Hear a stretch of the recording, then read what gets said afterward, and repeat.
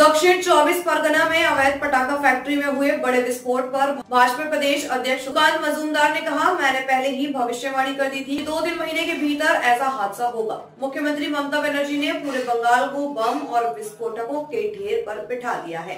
स्वतंत्रता के बाद पश्चिम बंगाल में इतना अक्षम गृहमंत्री कभी नहीं देखा होगा। দেখুন, আমি তো আগেই ভবিষ্যৎবাণী করেছি। আপনারা আমার পুরনো যে সমস্ত রেসপন্স আছে আপনাদের লাইব্রেরি থেকে খুঁজে বের করে চালান।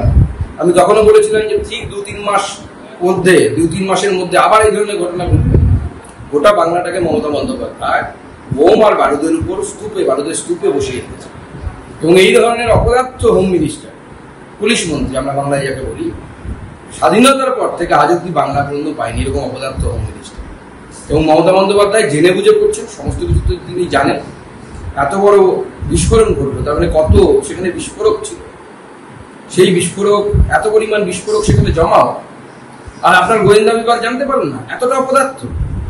নাকি আপনি গোয়েন্দা বিভাগকে চোখ বন্ধ করে থাকতে বলেছেন কারণ আপনি জামাতের লোকেরা যাতে এগুলো করতে পারে? এর তদন্ত হওয়া উচিত। এনআইএ তদন্তের জন্য আমি হোম মিনিস্টারকে লিখবো এবং আমি চাইবো যে এর সঠিক তদন্ত কারা এর সাথে যুক্ত।